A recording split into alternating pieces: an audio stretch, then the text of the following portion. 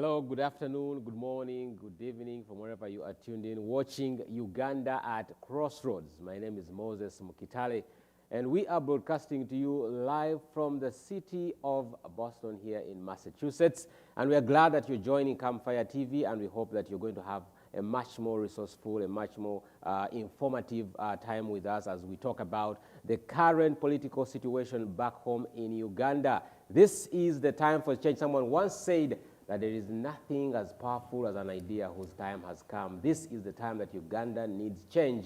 And today on Uganda at Crossroads, we are talking about nothing but the political situation back home. And with me today in the studios is Mr. Kakande Michael. Most of you know him as Kapalaga. He goes by the name Kapalaga Baby on his Facebook page. Amazing, amazing people here. And he's done a tremendous work working with the National Unity Platform here in the USA, coordinating and helping activities move and go on.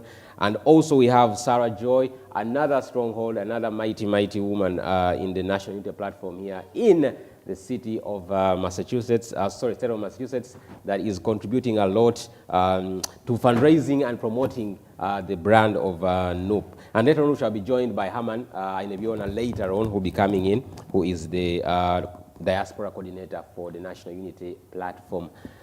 Ladies and gentlemen, it's an honor to have you on the show today. Sarah, we've had you before. I've been wanting to have Kapalaga join us, but we are glad he's here finally. Kapalaga, greet our viewers, and then we shall go to Joy. I am humbled to be here. Definitely, I dodged such kind of interviews because of the English that you normally have. I don't have that too much English, and I really prefer Uganda shows. But that's your why. English, how are you going to? Because you're gonna be an ambassador in the new government. How are you? I'm not going to be an ambassador to the US. Okay. Which country? Are you going to be an ambassador to I Uganda? want to go back to Uganda and make sure those people that to make sure that the people's lives. If I can do anything to lift the people's lives. Your English is not bad, by the way. For starters. For starters, probably. No, your English is not bad at all. It doesn't have to be good. No, it is not. I'm saying it's not bad at all. Thank you, Sarah. But I just I don't hate English, but I think there's some of you speak too much more English that I can speak. So I feel I feel I can express myself more in my local language. Okay. So, you see. Sometimes you want to get angry and talk that inner feeling but you can't express it. Like anger in English? Are you kidding me? You can bring it out in Luganda. You can frown, you can shout. Can I use some Luganda? Let's first hear from Joy. Sarah Joy, greet our viewers. Good evening, our viewers who are watching us from the East Coast, West Coast, people watching us from Europe, Canada, people watching us from Africa, Uganda, where, Uganda is in should I call it a movie set right now? Yes. It is action packed, and we are enjoying it, and I'm glad to see that my candidate is really, really doing good. And someone, one of the interesting things a few months back, the useless idiots were beginning to promote. In fact, don't use. I won't call them useful. I call them useless idiots. They were beginning to promote the narration that Honorable Kyagulanyi was a social media president. That beyond social media was he's nobody, and they were beginning to get into people's heads for some reason, because some people were telling me, but I don't think Honorable Kyagulanyi is strong beyond. It is the people only shouting for him on social media that make him strong. But now we have seen, I like the part that at no point, and I think the biggest mistake of President Museveni was ever to underestimate Honorable Kyagulanyi. I think basically the people around him hate him so much that they made him believe that Kyagulanyi was a nobody, was nothing, and they are now in the ring, and very soon, basically we are in the second quarter of the match. And before I leave you, Sarah Joy, give us your view for the last, let's say, 2 weeks concerning the campaigns back home, what you've been seeing, and a lot has happened. How do you sum up the pressure that is mounting? I've been seeing the role, I mean, we shall talk about the media, social media, that the role it has played in helping this election be seen globally, not just in Uganda, but globally. But looking at the campaign itself, looking at the pressure, the police, the brutality, just give us in a minute, how do you sum it up all? Definitely, it's very absurd to see the police and army still being used to break the law. But you see what annoys me and the questions I still ask. These police officers sleep like dogs. These police officers are not any different from the Ugandans. They are brutalizing Ugandans. They are murdering on a daily basis.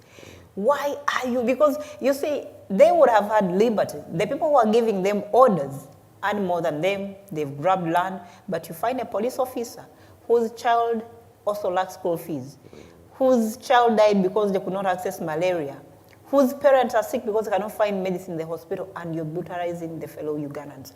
But again, it comes down to, I've had situations where police officers, in fact, one time I was having a chat with Honorable Kyagulanyi, and one of the officers told him that he's the problem. And he was wondering, what do you mean? What do you say? I'm the problem. He said, you people, when we engage you, your people run off. Why don't you stay? Why don't you stay?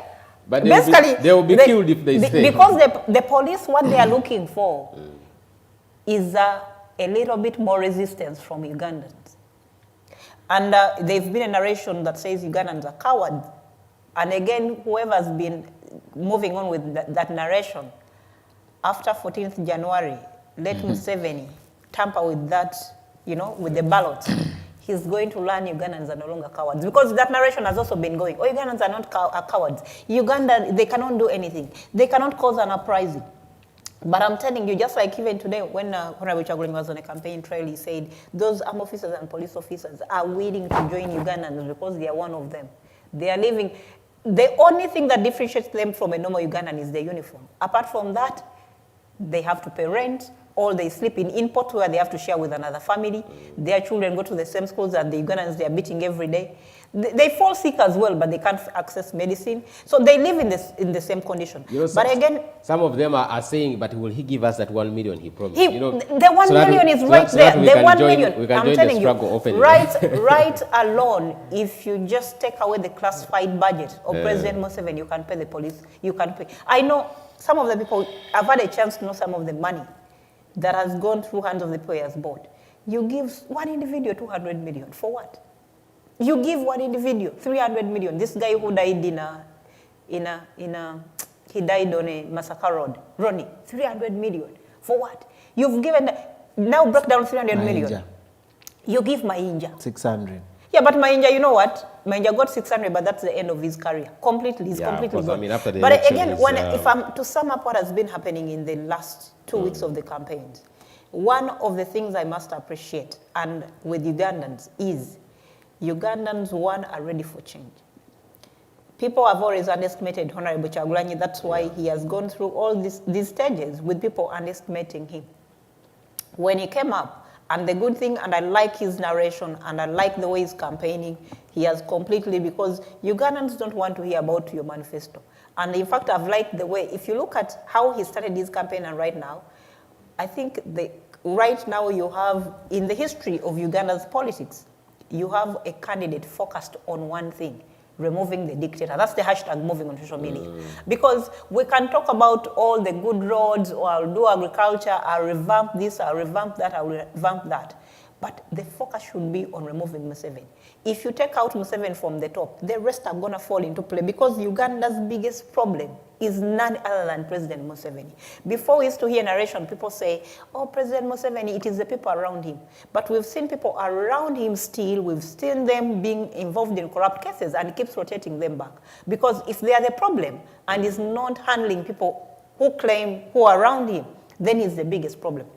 So the campaign has been, one, it has, we've seen, and I'm glad he started it, because people, you had also the narration from some of his propagandists, some of his ministers saying, oh, Kyagulanyi is only in Buganda. And this was beginning to scare some of his supporters were like, oh, just like you see exactly what they did before nominations, where they got hold of Chibalama, went to court. I don't know if Chibalama is dead or alive, but they messed up that man. Chibalama would have had a future, or they messed up his soul. So they got a hold of Chibalama and they were contesting NOP. And thank God, we managed to jump that hurdle, because we know definitely all that was meant to throw out among Ugandans to say, oh, this is not legit, or these guys are not credible. But Ugandans must understand, the face of this revolution may be Kyagulanyi, but Kyagulanyi has a force behind him. Oh, yeah. Very intelligent, very articulate, very principled people. Very undeniable. I would say, and I'm sorry to cut you short, the month of November has given us a clear picture that Ugandans are ready for change. Yeah, they are. They have just been waiting to rally behind the force they reckon with. They reckon with. And I think Kyagulanyi comes in as that, a youthful figure, new face, has never been in government, has not been in the military. He kind of brings together so many Ugandans. I think what Kyagulanyi enjoys, I think what Kyagulanyi enjoys is the fact that every Ugandan who is living, and whether old or young, you've seen Kyagulanyi come from nowhere. Yeah. You've seen him as a musician, you've seen him evolve, you've seen him engage in music battles with the likes of Bebe Cool and Chameleon. We've seen Kyagulanyi. Kyagulanyi used to stay in Kamocha in a one-roomed, Muzigo. We've seen him evolve. We've seen him buy land he bought my uncle's land. By the land where he built his house. That's on my mother's side, that is their family land. He bought land from my uncle. So, and where we used to farm from where his house lives and all that. So I know how that place used to be. And whenever I used to go to Magele, I used to see this guy. He laid the bricks to build that house in that place. He never bought bricks. They were laying them in that place to build that house. So everyone has seen Kyagulanyi. Everyone. So on top of him coming out from nowhere, he's an inspiration. If you're a Ugandan and Kyagulanyi does not inspire you, you have a problem. You're a living dead. We are going to come back to you, Sarah. Let me first hear from Mr. Kakande Michael. No, it's okay. I mean, he can mix it up. You can feel free, Mr. Michael. He can mix it up for it's okay. I just feel sometimes I can't really express myself like I would when I'm speaking English. Okay. Yeah, no, but if you get to the point, it's not that I can't speak English. I know you have had you speak English. Yeah, but if you get to a point where you feel this point here, so Njaga also go to update Katini. Yeah. You've been moving around the USA recently. Give us a quick update. How are people? How is the fundraising going? How are the chapters performing? Because I know money is going to play a very big role for the month of December. Definitely. There are campaigns, there are adverts, there's so much that requires money. So and Kyagulanyi moves with a big team. I know, right? Yeah. They need to eat, they need to sleep, they need fuel. You guys have been moving around with Hamana Nebiona, the coordinator, the new diaspora coordinator. Just give us a quick update for that, and then I'll take you now back to Uganda, where we can delve deep into the campaign. Okay, I wanted to first comment on that question that you asked, Sarah, if I may. I think Uganda's problem as per now, whatever happened in the last few weeks, all converge to one fact, that our president is dishonest. Sure. I think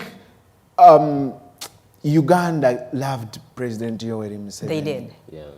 And I am one of those people who think, when you read his writings and his friends' writings, you see a very patriotic person who would not at any one time think of betraying Ugandans. But unfortunately, that's the point where we are now. I'll just, point out some of those that I can, I'm not a student of history, but ever since 2017, I became too active in matters that pertain my country, and I've tried to read somehow, and I've realized that when President Museveni was swearing in, he said this is not just a mere change of person in office, but this is a fundamental change. Meaning he was here to change all that our parents, our grandparents passed through, right from the time of the colonialists through the time of Obote, Amin, and all that. So the president was here to fundamentally change all that, right? He said, apparently, in around 1996, that he was in Uganda. Okay, when I say here, it's as if I'm in Uganda. So he said, I am only here for 4 years, and this is a transition government. I understand one gentleman called Ziri Twaula walked out of the parliament when he heard him say that. And he said, that guy is not honest. And he is going to be here past that time that he's talking about. And he definitely did. Right? Yeah. In 1990, the president said, he said Uganda and Africa's biggest problem is leaders who overstay in power. By then, I think it was Amin who had overstayed in power for how many years? 9. Right? Yeah. So if you divide 9 by 34, you would get like around 4 times. So Mr. Museveni has been in power 4 times Amini, who he said he was overstaying in power. He is dishonest. A liar. He's a liar. He's a pathological liar. He said, I'm here for 4 years, and it's a transitional government. In 1990, he came up with, he said, I am organizing the army. I think he was organizing the army. Professionalizing the army. And after that, I'll go. Okay? They gave him 5 years. In around 1995, he said, we need to make a constitution. And then after that, I'll go. There is a New Vision article which said Gaddafi to attend Museveni's retirement. Have you seen that? Yeah. That is a government, print that had that print, Gaddafi to attend Museveni's retirement. That's around that. I think that was around early 2000 or even before. But guess what?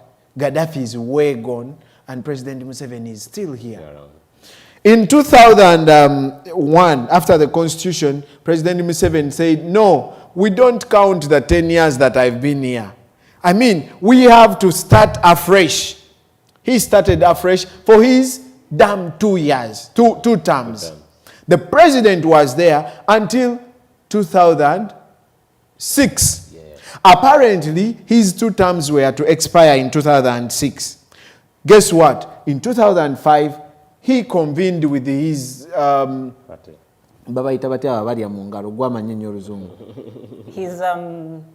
lapdogs. That would be a better word. That word. So he converged them in a room somewhere, and they changed the constitution. They lifted the term limits. And so President Museveni was never to, the term limit would never deny him from standing. Okay? President Museveni is on record with Patrick Kamara of NTV. Yeah, I remember that show. President Museveni, my president, is on record on Patrick Kamara's show saying leaders cannot think beyond 75 years. That was President Museveni. For God's sake, why can't our leaders be honest for once? I think it's entitlement. For once. Entitlement. He thinks he owns Uganda. That's it. He thinks, all this time he has been around, he thinks this is, he owns it. He decides which medicine is supposed to be bought. He controls the Bank of Uganda. This is his thing. This is his company.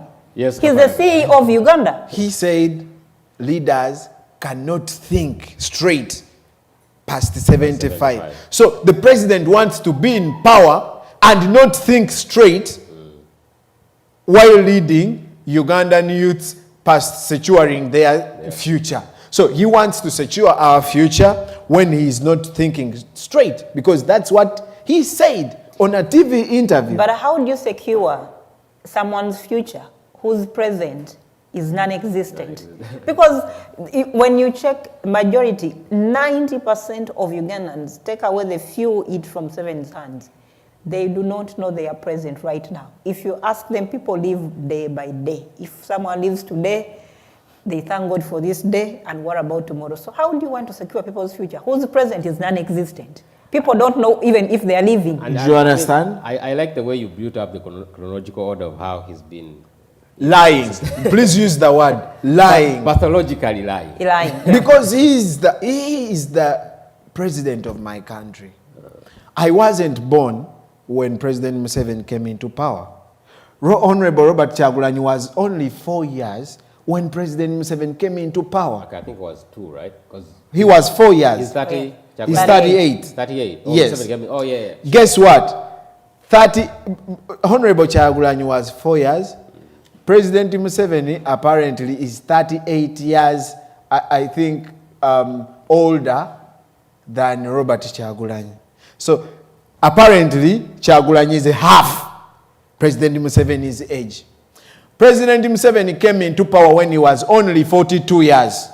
After fighting a war for 5 years. If you subtract 5 years from 42, President Museveni went into bush when he was 37 years. Okay? So, he had his... What you say? The lapdogs. He had his lapdogs. I think some of them were 22. So many of them were younger than me. In their 20s, in their... Yeah. Do you know what they are telling us now? Please respect the elders. Yeah. President Obote was too old.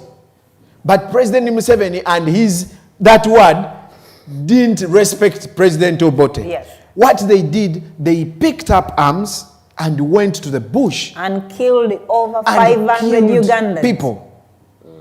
Okay? We are here. We are not killing no one. We are simply raising our voices for democracy. For God's sake, we want democracy in our country. We want to see all that President Museveni promised our grandparents. My mother was a young girl, a very young girl when President Museveni, because she talks about, you know, my mother got pregnant of me when she was in senior 2. So she was such a young girl, and I've just told you I wasn't born when President Museveni came into power. So that means by the time of, the war, my mother was this young girl still at her parents' place. So apparently, President Museveni did not lie to my mother, but he lied to my mother's parents. Yeah. So he has lived past their generation, then past our parents' generation, then past our generation.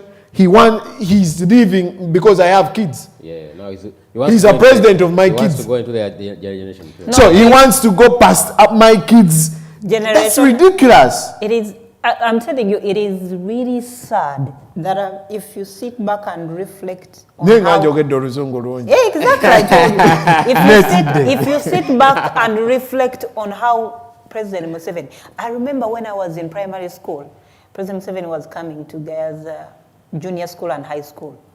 We stood by the roadside in the scorching sun. Right now, people who are standing by the roadside to welcome President Museveni have been given a T-shirt, have been given money. 5,000 each. Why doesn't he ask himself? Why? And I've had their narration saying, oh, Honorable Kyagulanyi ferries people. Honorable Kyagulanyi doesn't have that time. Uganda, the problems we saw them swimming in the swamps.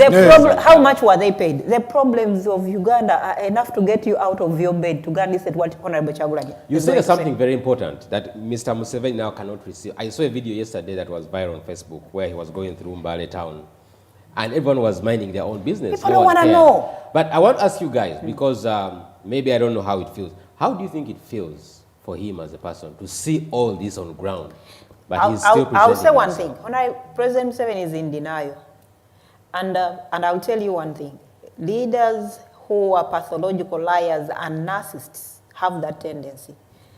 I'll mention, just like my president here, President Trump, where everything, all the certifications of different states have said he lost.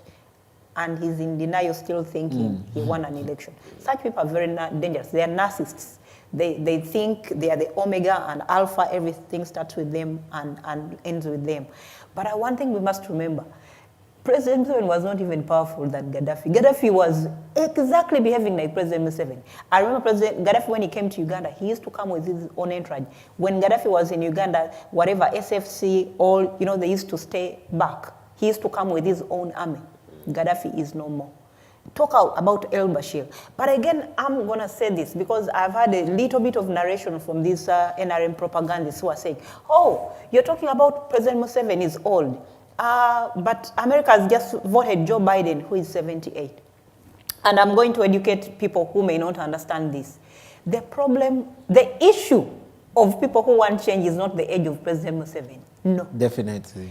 The issue of people who want change is the fact that President Museveni has overstayed in power for 35 years as an individual. Lying. The politics of America, you see, when I see these people trying to trace the politics of America, and I want Ugandans to understand the politics of America, the politics of America, they go into an election every 4 years. And every president is entitled to stand for 2 terms. That's 8 years. Maximum, however good you are. I think by the time Obama left the presidency, his rating was still... In fact, if there was still chance to come back again, if Obama stood again he would today, be elected. He would be elected. Yeah. But however much Americans love Obama, however much they think he's very presidential material, however much they think Obama is really good, Obama can never be president of America again. Maybe his wife can try to run. Maybe his children can try to run. But President Barack Obama will never be president of America again, no matter how good he was. So what happened? America gives an opportunity to every president. You run for 4 years. If then an election comes up, you go back again to the voters. Look at what just happened right now. President Trump was voted 4 years ago. So he comes in at this point in time where there was an election going on, but Americans have not been satisfied. There's been a lot of division among Americans. They have chance of choice. There've been a lot of division among Americans in lines of racism. You saw Black Lives Matter, that the marching were happening in the middle of COVID. You saw how he handled COVID-19. So those were really cases that I knew from the beginning. He was never going to win back an election because he mishandled those very badly. Biden came in. Biden is entitled to 2 terms. And Biden, after 4 years, he's going to go back to the voters. Is Biden going to come back? I cannot promise he's going to come back. But it's going to depend on how he performs. So can Trump come back in after 4 years of Biden? He can give it another try. He can give it because Trump still has 1 more term in case he wants to run again. He can, but so the politics of America gives every president a chance for 8 years. That's why you have over 8+ presidents have come and gone in America when you still have 1 president. Just divide the 34 years of President Museveni with the presidents that have been in America, you'll be shocked. And why we are against President Museveni? New leaders come with different things.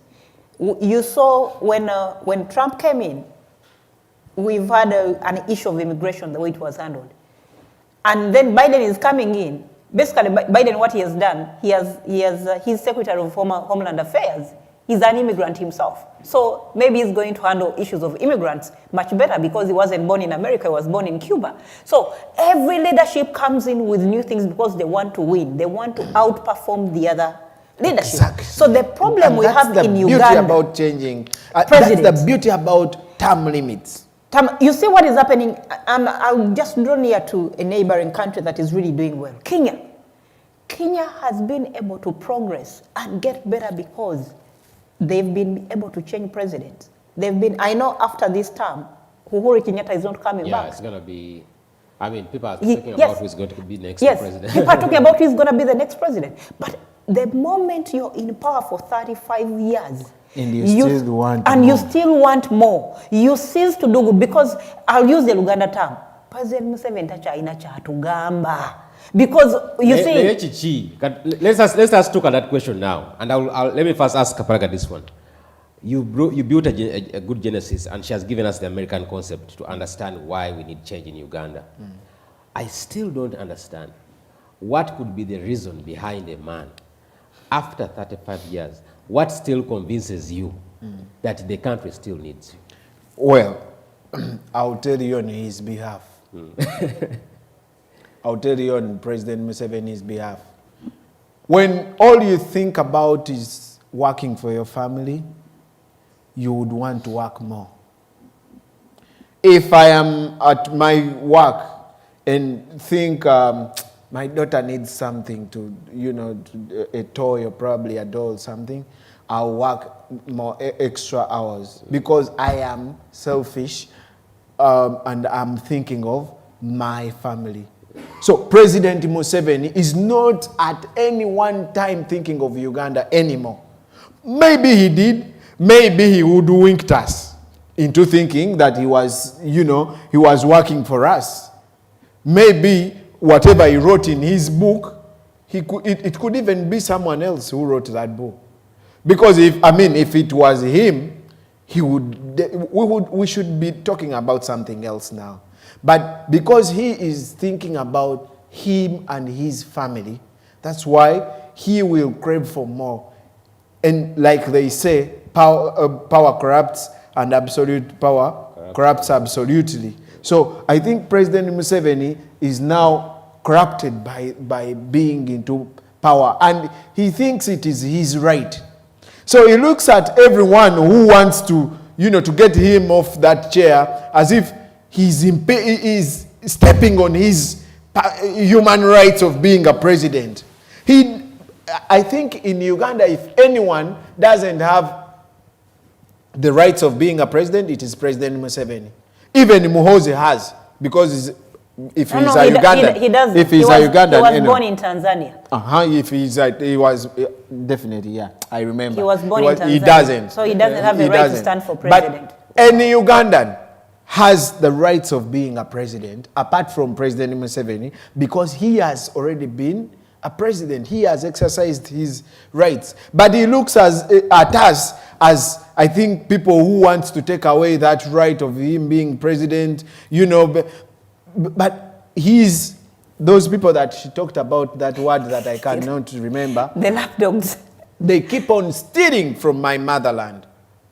That's why you see every land, there is a lot of land grabbing done by who? His compatriots. His companions, friends, yeah. Because they are the ones going on stealing people's lands from wherever. They are the ones, because they are the ones who cannot put medicine into the hospitals, because all they think about is how best can they be in a world where, they have buildings in America, they have buildings in the UK, they think about themselves. These people are down suffering, and they cannot think about them. And then they come out and tell them, we want to secure your own future. Our future is already indebted with over I don't know how many. I think I have that advert here. I wrote something. 56 trillion. And it's going to take us, they said, 90 years. And guess 94 years. It has to take us. Do you think you will be able to be here in 94 years? Your children's children would. Your children's children are going to pay for this, and we are still taking more. And all those, look at the roads that they are building. They are going to where they can access natural resources to steal. So they will come on TV and brag, you see, we built a road to Moroto. Because there is gold, and they want to steal that gold. You see, we build a road to Kasese, because we no longer have Chirembe mines. We grew up studying about the Chirembe mines and all that. We no longer have that. Why? Because it has all been stolen. They don't only steal in my country. They go to the neighbors. You're going to build a road they steal. Congo. And guess what? it is me who is going to pay Yeah. for omunyago baguyita batya mu Luzungu? For their lots. For their lots. Guida munyago. Their loot. Okay? Whatever they steal, I am paying for. And what they do, they go there, they build a road, they are building a school in Tanzania, all that on my money. Okay? Look at the roads in Uganda. Apart from those going to, accessing the natural resources, they are in a sorry state. But it's not in their DNA to work upon that, because they don't think about the people. They think about themselves and how much they can steal. And, I mean, after 35 years, the issue of road should not be an issue we'll be talking about. It shouldn't. But I want to ask you guys, I'm going to give you all a chance before to you answer ask that, I want to answer the exact question you asked Kaparaga. Kaparaga was mentioned to you that... I was speaking on behalf of President. Yeah, President Museveni, it's entitlement. What he has explained is entitlement, where he feels, it's his right. It is his right, it is mine. But I think the biggest fear of why Museveni wants more time, it is fear. One thing people must know, and it's not President Museveni alone. President Museveni and those that are close to him have stolen so much from Ugandans that they are afraid to lose it. And they very well know, after 14th January, when President Museveni is no longer president, the likes of Salim Saleh, the likes of Sodo, the likes of Janet Museveni. What awaits him? No, they have to bring back what they've stolen from Ugandans. And because what you're saying is true, and I think as Ugandans, I would say, are we willing to just let them go? Because the thing is, you cannot. Maybe the reason why they are fearing to leave is because exactly they know they have to, because they have taken off. I've just been today following up the rallies in where Honorable Bobby Wine was in Nakaseke, Nakasongola. People have been dispersed from their lands, and President Museveni is extremely selfish. He owes the people of Nakaseke, Nakasongola, and Luweero. That is the maker of the biggest generation I saw there. All those are the young men and women whose parents they killed. And even their own land that they were left, growing up without parents, of which, your parents either they were kidnapped and they were killed, or rebels raped them. Because for sure, let's be honest, because President Museveni, when he had just come into power, there's a propaganda they spread around to make us believe that all these people that were killed during the war were killed by the Obote regime. Let's not be idiots. Who is more interested in power, the sitting government or the rebel who wants to come into power? It is President Museveni who killed the people in Luweero. It wasn't Obote. And it's properly documented. Yes, it is President Museveni. I think it was Honorable Kahindo Tafire who said categorically clear that they could wear the army uniforms, go kill people, and then come back in the morning and tell people, oh, sorry for what happened. You see, that's the government that you want. But again, if you look into who was having the child soldiers, it wasn't Obote's government. Yeah, I saw that photo recently that came out. Leave alone photos alone. They are videos. You want videos? I have them. They are videos of Museveni with kids as young as 7 years, 8 years, 10 years, 12. These were underage kids that they kidnapped from their parents and took them and turned into rebels. So Museveni has a lot of cases to answer, because with all that documentation, he's going to be pushed to UCC. That's why, al-Bashir is in UCC right now. So he has a lot to answer. But the biggest fear with Museveni and his team is they've never worked for themselves. Oh, yeah. Muhoozi does not know the price of an underwear. Ugandans have been buying Muhoozi underwears for the last 35 years. Ugandans have been buying Natasha pads for the last 35 years. These kids do not know how to work hard and get money. You see our Ugandan girls right now in Saudi Arabia. They get 1 hour of sleep, and after that, you've had cases of these men who take them, their bosses are using them sexually. These children do not know hard labor. The entire Museveni's family does not know hard labor. Salim Saleh, all these guys, they go disperse of people land. I've heard what's happening in Nakasongola, in Sodo has chased off people land, and is, I think it was yesterday in Kasanda. So does chest of people land is done mining the gold in Kasanda. So they don't know hard work. Museveni's entire family and the chronos, people are eating from his hands. They do not know. Ugandans are working hard. A young man is driving boda from morning to 10 p.m. in the night with all the wind and dust. Take all the boda riders for a medical test, a respiratory medical test. You'll be shocked in what is in their lungs. You'll be shocked at how much time they have to live. And on top of that, they have to endure. You know, it is very unsafe to ride a boda in Kampala. On top of you have to worry police arresting you for having driving a boda in Kampala, and then you have to endure the hitmen with iron bars and all that. So Ugandans who work very hard have never enjoyed. The few who have enjoyed this money have never worked. They don't know hard work. They've just had everything on a silver plate. Everything. You know, what do you tell Muhozi, who has never bought, who does not know, who has never bought, who has never worked hard to buy an underwear? He definitely has no idea. And that's why I want, this brings he has no idea. So this is the pain. What you saw today in Wero and Nakaseke, where, because Museveni thought it, that was his maker. Every time he would run to Wero and Nakaseke. But he has been lying.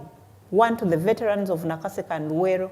He lied, these kids have grown up, most of the people who you see, either they were not yet born or they were 1 year or 2 years when Museveni took over power. He killed their parents, he used to eat their food, and he promised to give them, to help some of their veterans. Empty promises. And I've heard people, people were echoing when Honorable Chagulani was talking in Nakaseke or where, and they were saying, most of the veterans, their houses are leaking. So he has disgraced these people.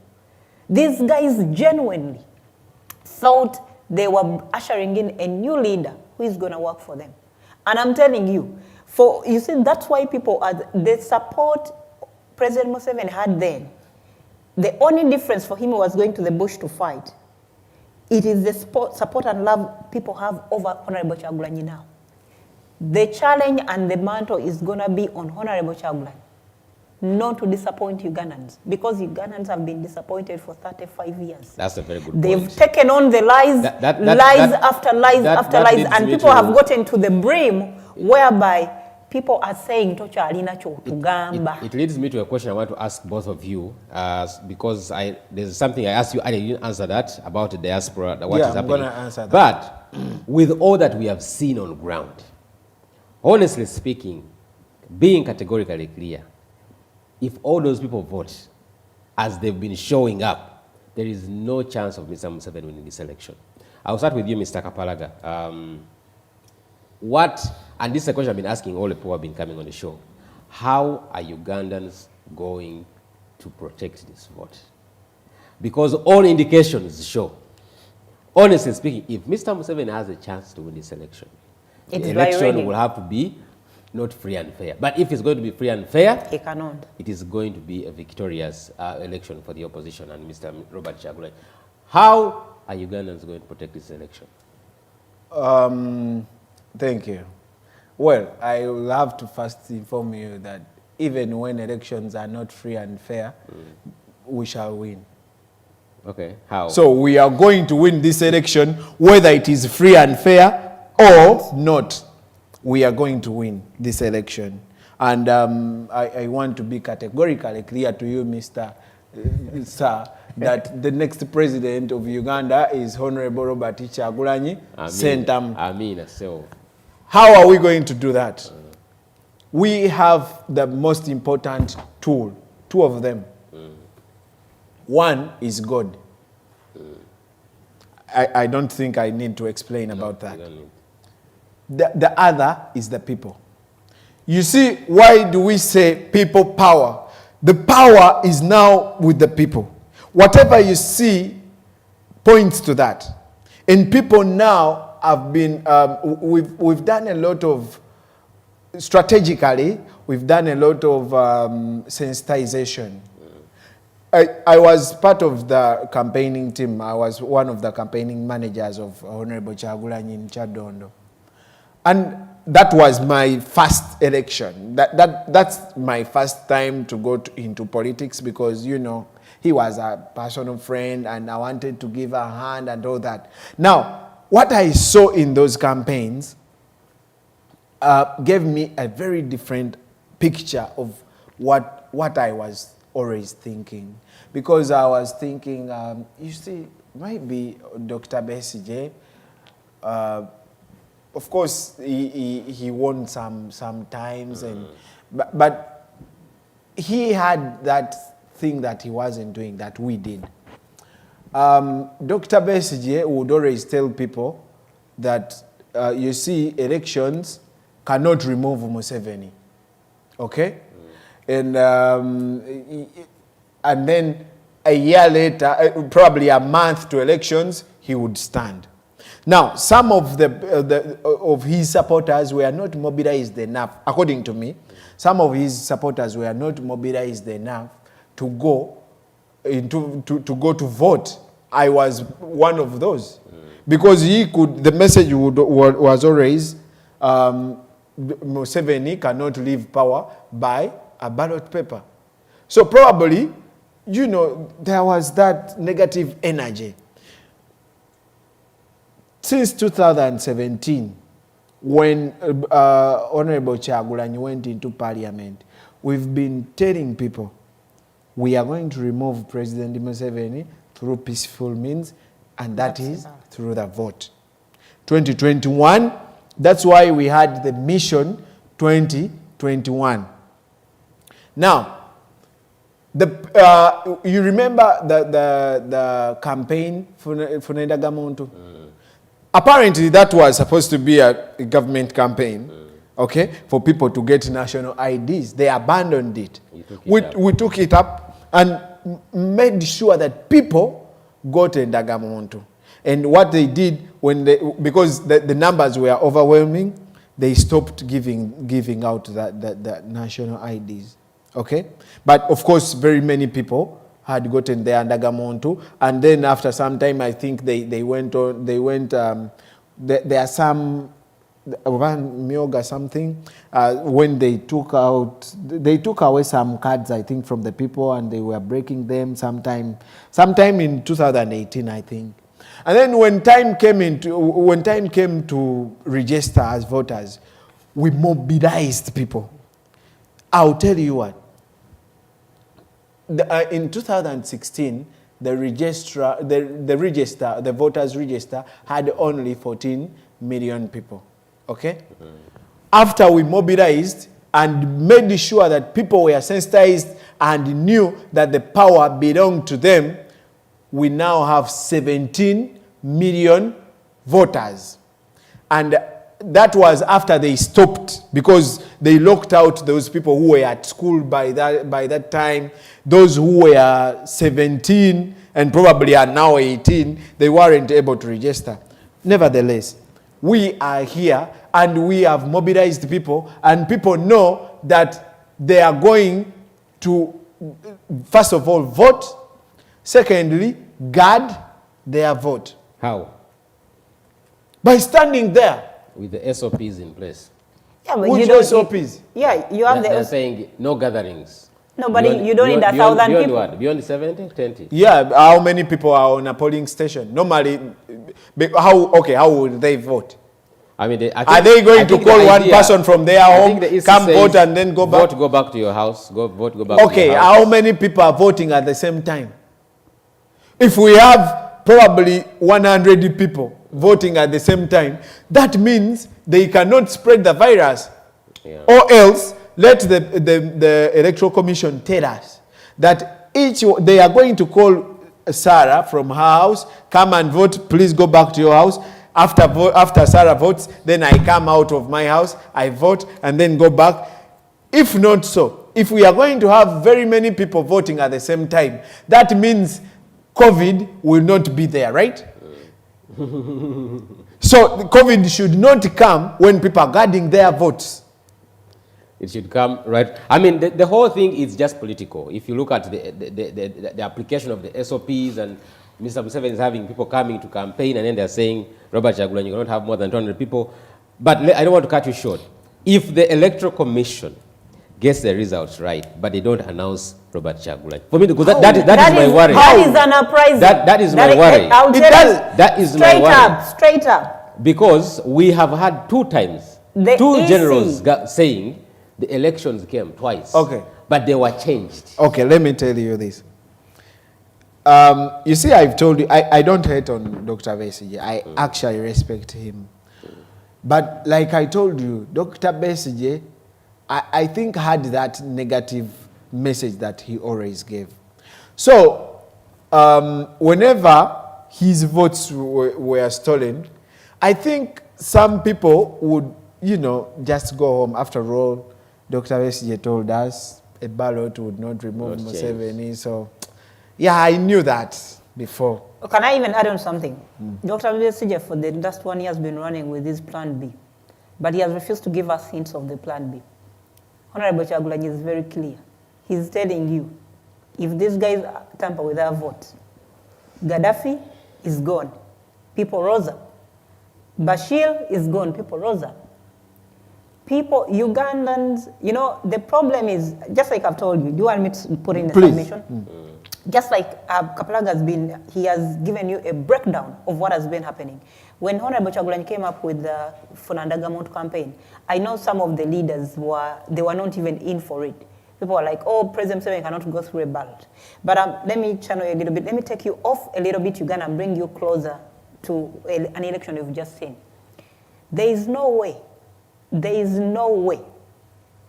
Joe Biden would have beaten Trump.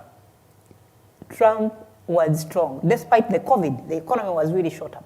But the biggest problem Trump did was to neglect the non-white voters. That includes the blacks, Latinos, and all the rest. Asians. And the Asians. What did the Biden campaign focus on?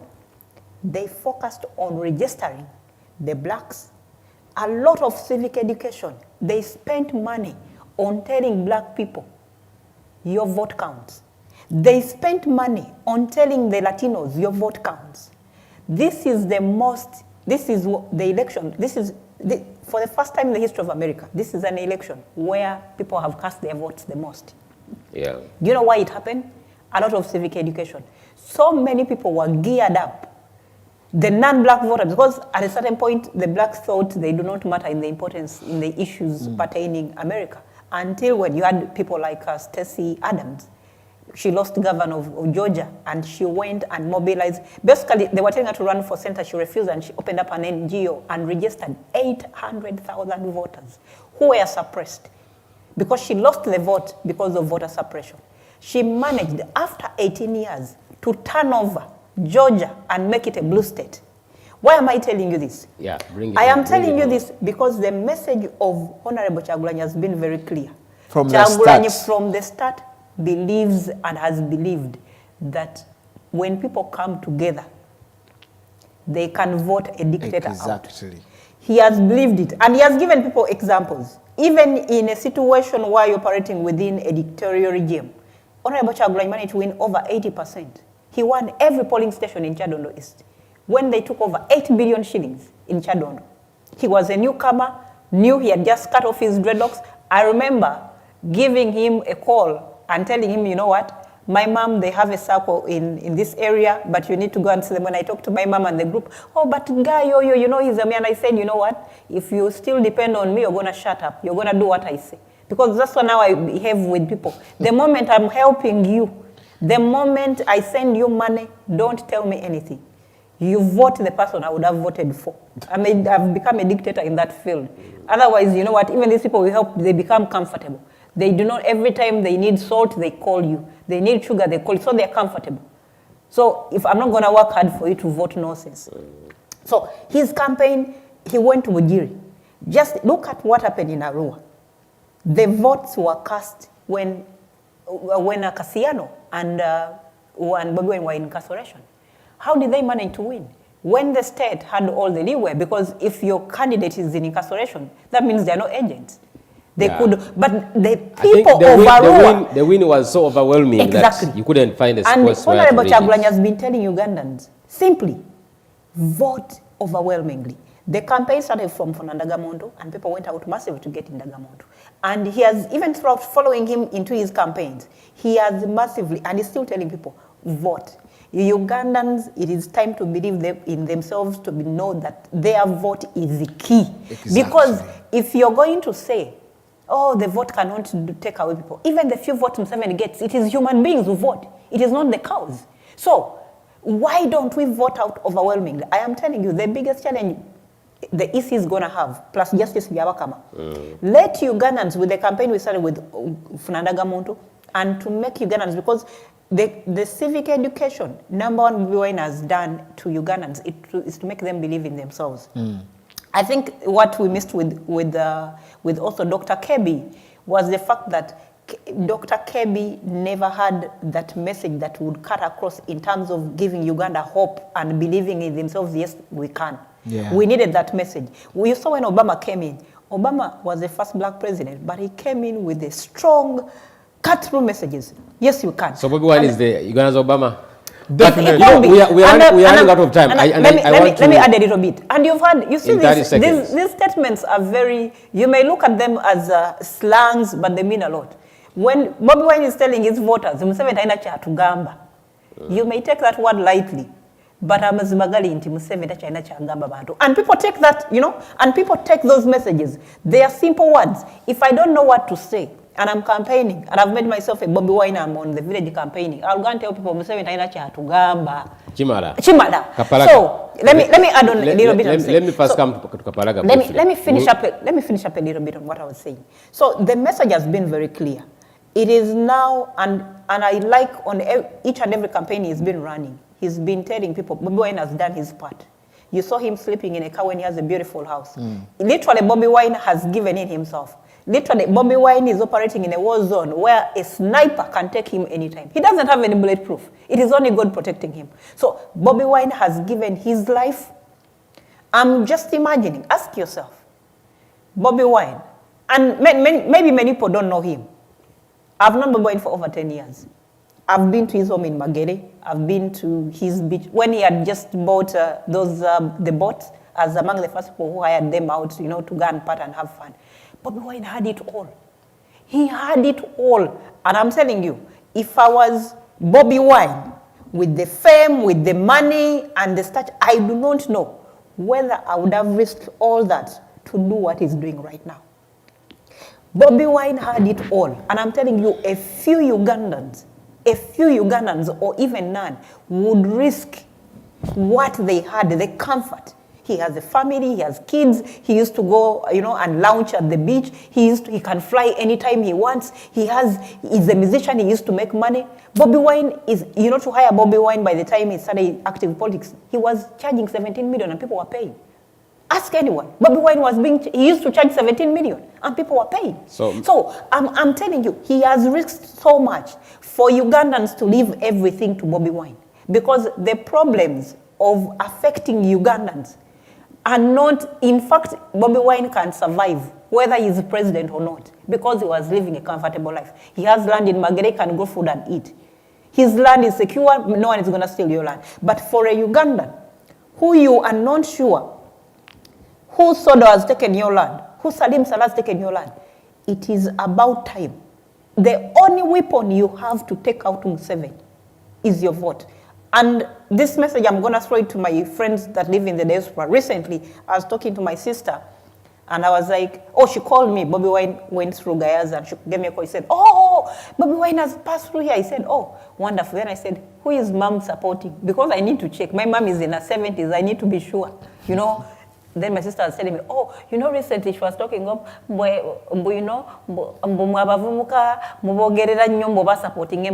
I said, can you put her on phone? She said, if you do that, we are going to have a. I said, okay. The next day I called her. I said, by the way, who are you supporting? She said, sobola okuva ku kyangulanye ne mugamba nenziramu ne mpulira ekigambo kyonna mbu bakadde. Teri kasukali.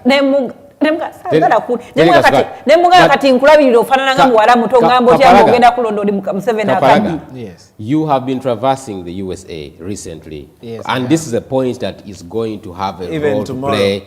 Tomorrow, where are you traveling? Tomorrow we are going to DC. DC. Yes. Last week you were tomorrow or Monday? Tomorrow Monday morning. Monday morning. It's literally tomorrow in the night. Yes. Yeah. Bring us to speed with what is happening. We have chapters that are fundraising, and I know as we enter into the month of December, which is the last month of the campaigns, the struggle is going to need a lot of funding. Definitely. Money is going to have a huge role to play in this campaign. So how are people giving, and how are the chapters performing, and how can Ugandans in diaspora especially give to the cause? Thank you very much. You see, I like President Museveni. So I watch him, and then he says, "I see you. You're funded by gays and the Western beauty world and all that." I laugh at him, and I'm like, I wish he knew. Send muzijawa government have you said? Yeah, munange Ugandans in diaspora, like you can tell, really love change. Like it should have happened yesterday. So we have 34 different chapters. That's the US alone? No. All over the world. Oh. And people are, we have 3 activities. We are mobilizing, we are organizing, and we are mobilization, organization, and sensitization. Because apparently, some people live in the US, but they think, I have my family here, I have my auntie, and everyone is here. But I normally tell people, you see what happened to Floyd? The white brothers will never respect us if we are ruled like not even cows. Like, because with cows they use sticks, but I don't know who they rear with guns. So when they look at our African land and they look at the way we are governed, they cannot respect us here. So that's the message we are putting across. And we have different chapters. We have coordinators that were chosen by the president himself. And in different chapters, people are fundraising. We have weekly fundraising. For example, here in Boston, we have a bi-weekly fundraising. It's normally on Saturday, every other Saturday. And then we have meetings on Tuesday nights, on Tuesday around 8:30. And they are Zoom meetings, so everyone can always be on, attend the meeting while they are on work. They are working. So this is where we get the money from. This is where we get. I'll tell you that the incoming president, uses around 9 million each day of his campaigns, and you know very well that the number of days were cut from 90 to 60. Even when we have COVID, apparently they should have increased because you know the constraints and restrictions of accessing the different areas is much more difficult than it was when there was no COVID. But what the government decided, they cut the numbers to 60. And Chagulanyi, being a youth, he traversed the country, having 3 districts per day. So when they saw that he was doing, actually by the time there were riots, we had covered 24 districts, and President Museveni had covered 8. Why? Because he's an old man. He can't compete favorably with a young man. And there's nothing new he's going to tell you. Definitely. So what we are doing, we are energizing these chapters, because all the money that we use in the campaigns is got from these chapters, from Ugandans. Are they giving generously? Yes, they are. Yes, they are. And even if someone gives you $5, $5 is around how much in Uganda? That's about... $1 is about 3.5. Close kumutwalo. Yeah. Close, omutwalo omuntu atekamu amafuta mu motoka. So oba nagula data aba Ghetto TV ne bakola ki? Ne balaga abantu ebigenda maaso. So these Ugandans are giving generously, and we want to appeal to them. We still need a lot of money. Bawayo batya mu Boston babulire mu Luganda oba ina $5 ku cash app. Mu Boston banyawo ne basebo, ladies and gentlemen, we normally have bi-weekly fundraiser on every other Saturday, and then sometimes on Tuesdays. But we have our coordinator in Boston is Michala Dorothy Stewart Rubowa. And then we like I said, one of the activities organizing, and so we have a committee of people, and you know, joining is free because we have our cash app number. It cuts across, so it's +857 719 4451. Pastor yaberanga wa people passing and number yajibeka ku screen. Plus it is +1857 emu no, a number ya America basically 8557 nyanya 857 719 4451. But you can even send directly to Uganda. We have Ugandan numbers. We have 07 of course +256 703 63 63 63. That is in the names of Daniel I wrote. 0703 63 63 63. That's in the names of Daniel I wrote. And then we have +256 787 067 100. +256 787 067 100. That's in the names of Pesa Money Limited. Pesa Money, PESAMONI Limited. So those are the even the website. We have a website, the People Power. What's the website now? The People Power UG. People Power UG, and we are going to do a GoFundMe. So basically, we are trying to. We are trying to come up with different ideas. We have what we call Operation Teka Kyagulanyi Muntebe. I hate that. It's an operation basically within the mission 2021. And we had people fundraise for the nomination. And now we have 1 million people. We want people to nominate towards the advertisement because we don't have adverts. If we were really financed by gay people and those people in the Western world, like President Museveni says, we should already have adverts on radio and TV. You understand? But we don't have, because it is Ugandans, me and you and her, who are fundraising for this. So we are looking at putting we already have adverts. The production is done. The pastor is telling me to read the number. So I'm going to do that. But we have adverts. We want to run adverts on different TV stations and different radio stations. But we don't have the money. So I am appealing. Because NTV alone is asking for 88 million. No. The total budget. NBS is asking for 70 million. We have radio stations in up country. For example, in the northern part of the country, we have 24. We are looking at 24 radio stations, and each of them is budgeted for 1 million. That's 24 million. So if for example, everyone, because we have very many people in the diaspora, 1 million is $280.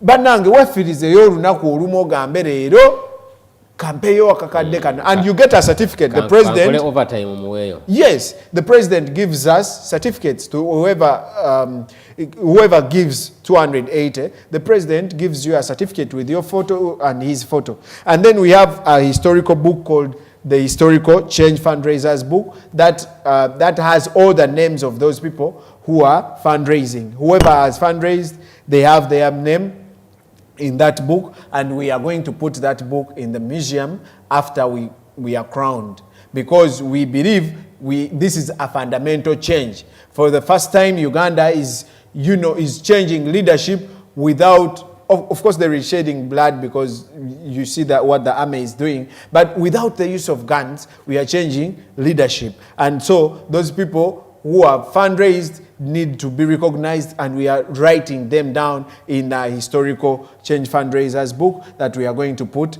in the museum. So our number, yeah, give us the number again. Yes, our number is +1857. That's USA, right?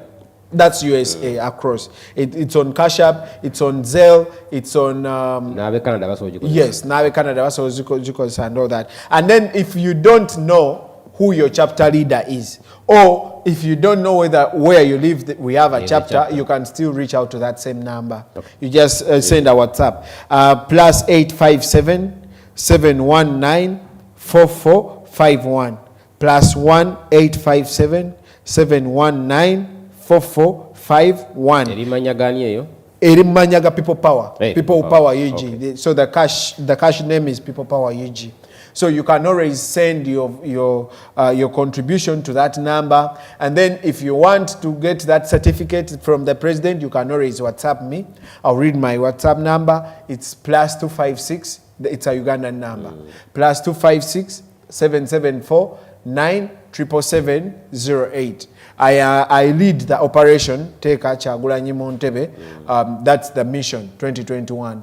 So if you need that certificate, you just need to give 1 million. 1 million is simply 280. Of course, it's much money, but I mean, it's nothing compared to what Chagulanyi does. You saw him.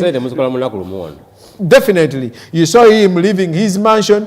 He was denied access to the hotel. He slept in a car. He has everything, like Sarah said, but he's giving out his life for Uganda. So let's give out our money for Uganda, because at the end of the day, this is our motherland. I mean, we can live a very comfortable life. I see my sister here drives a very beautiful car, you know, on beautiful roads. But at the end of the day, much as she's enjoying that, you know, comfortable life, you want to see Uganda is all she has for a motherland, and she wants to see it, you know. In 30 seconds, your parting statements in 30 seconds before we go to start also close. My parting statement will go to my president, the president of my motherland. Mr. President, we've read history about you. We've read your writings. They are so beautiful. You look a patriotic man. Please and please stop that dishonesty. For once, be honest. You can still deliver Uganda a gift. I'm telling you what, if you see what President Museveni has done, a lot of bad things.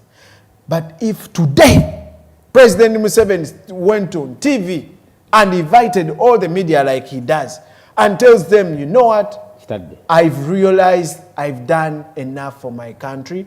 As a patriotic man, I am withdrawing from these elections. I am telling you, Uganda will love President Museveni like nothing.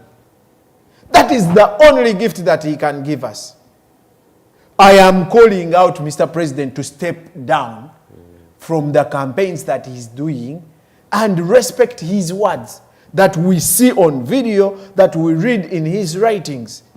Mr. President, my president, the president that I love so much, from whatever he has done, from what I read, please give Uganda that gift. Step down, stop brutalizing Ugandans.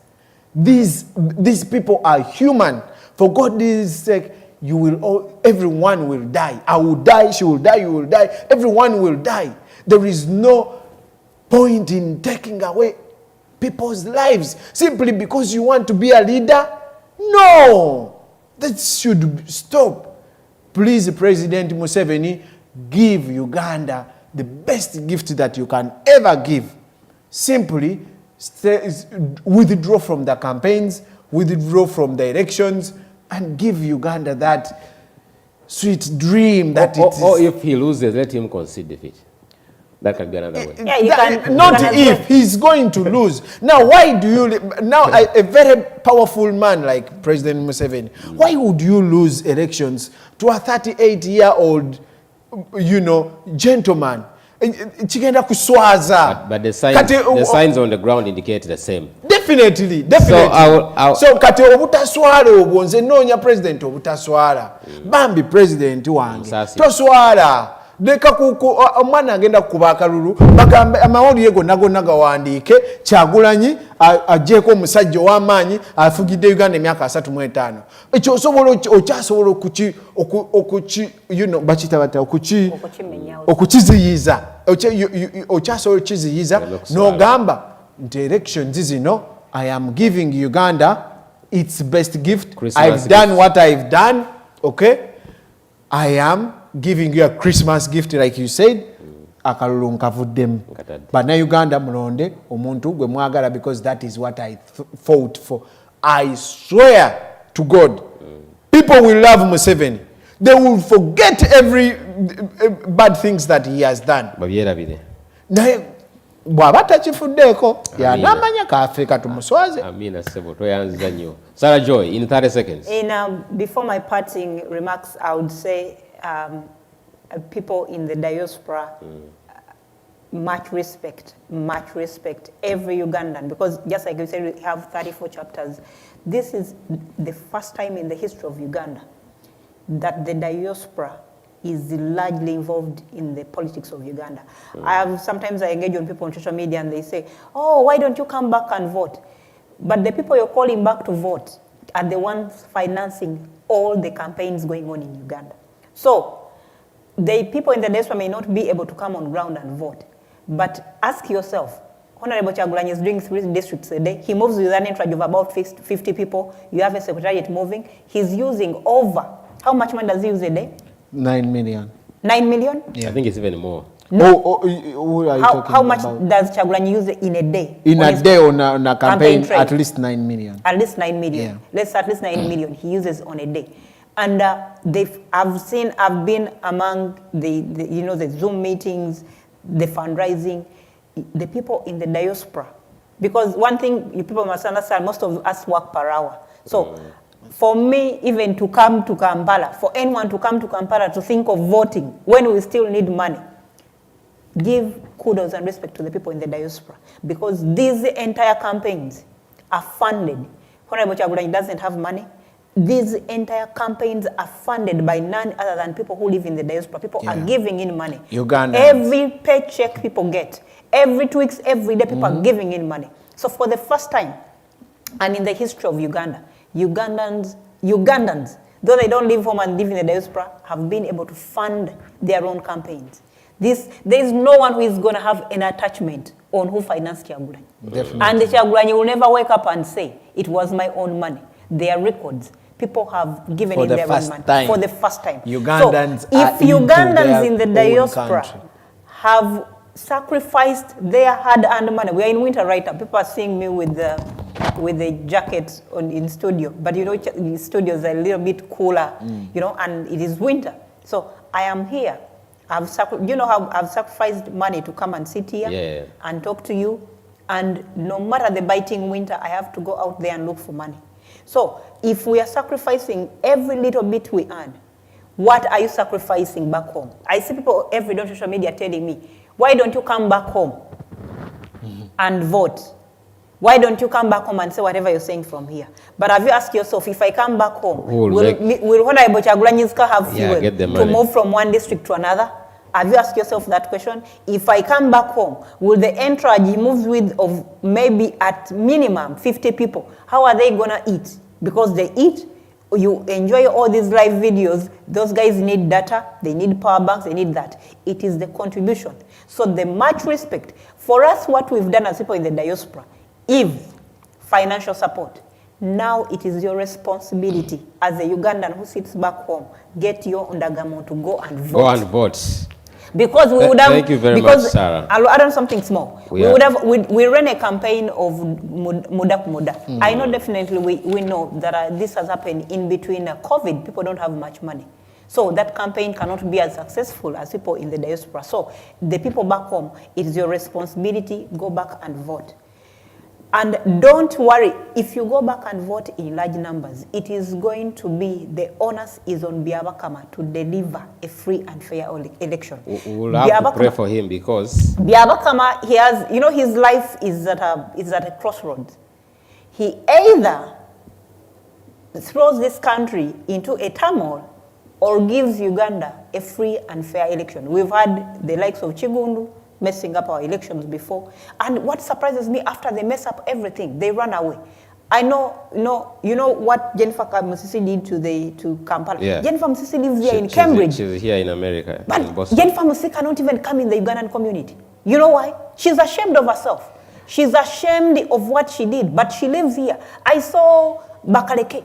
You know what Bakaleke did to the police? Yeah. Ugandans have just been generous to Bakaleke because Bakaleke should be facing jail. Bakaleke lives here in America, but he cannot even show his face. We need to go, but people are asking for the number where they can give money and be written in the book, the historical book. Just read that number again, and then we can go. Yeah. So our Cash App number is +1 857 719 4451.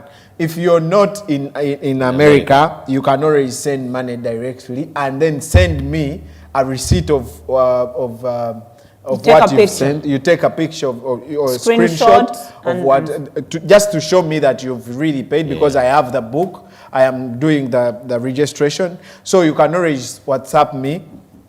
My number is strictly people power things. My number is my number my number is +256 774 977 08.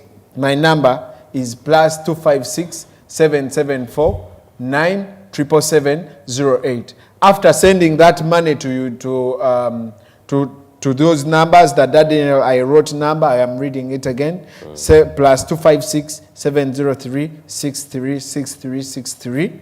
That's in the names of Daniel I wrote, or +256 787 067 100. That's in the Pesa Money Limited. After sending that money, you just send me a screenshot. Bateke mu kitabo kino. Yeah, bateke mu kitabo kino. But simayo gundi asochiraga wana. But thank you so much. People say they miss you on Radio Simba. I've been reading messages there, so I hope that when this government finally comes into power, maybe they will not simply have you on Radio Simba, but they will have you as a Minister of Information, maybe, in the new government.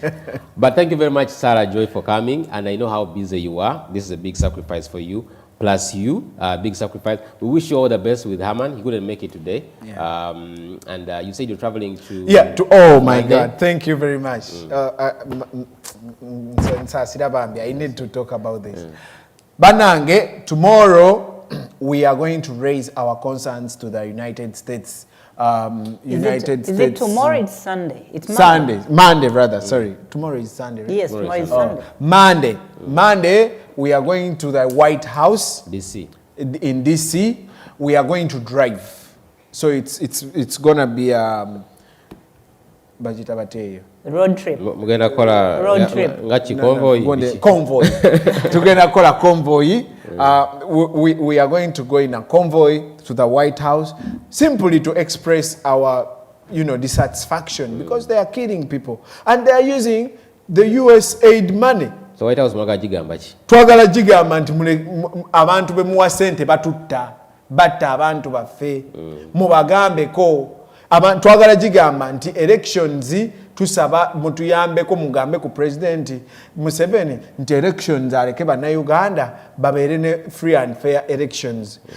Twagala gamba White House oba ne President aliko najja because we are also going to Delaware where President Biden lives.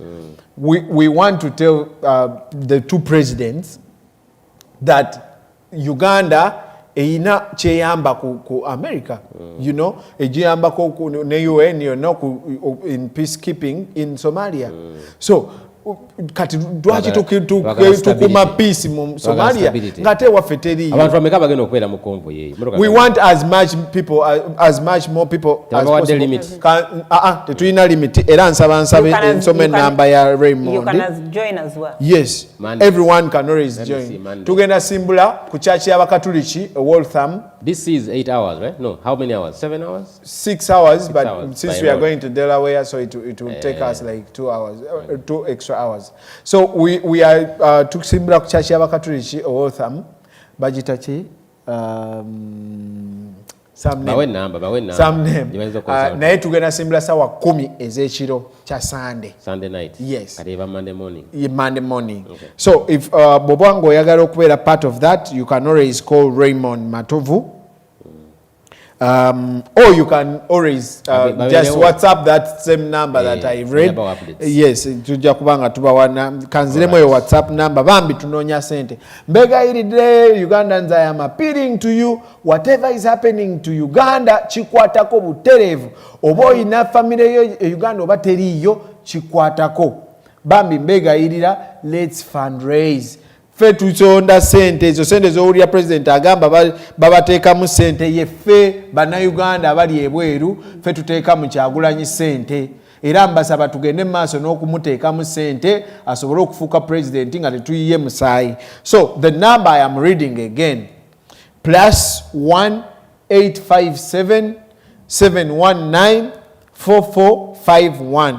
+857 719 4451. Actually, ebyo byonna bw'olabanga enamba togitegeera. Bw'ogenda mu Cash App n'oteekamu erinnya People Power UG, enamba ejja kujja, you will always just send. So bw'olabanga enamba ekulemye okukwata, simply go to your Cash App, teekamu ako ka $sign, otekeko People Power UG, one word. People Power UG, that number will pop up. Right. Send whatever you have. Even if it is $1, it is making a very big difference. Definitely. So please and please, I want to thank you. Thank you for hosting me. This is my first show. Crossroads. You sustained it in English. You said you didn't want to speak English. I don't want to speak. But thank you so much for coming. You need to practice we that hope English, that we can have you again. Your English is really good, so I don't know why you. Thank you so much, our viewers, wherever you've been watching. If you were not able to watch it, you can go back to the page Kapalaga. It's on his Kapalaga baby, Sarah Joy, or you can go to Campfire TV, even on YouTube, and listen in and get to see how you can take part in this change that is happening, and also have your name written in the book that Kapalaga has told us about, the historical book of those who contributed to the change that we are going to see very soon. Thank you very much, and enjoy the rest of your weekend. Bye.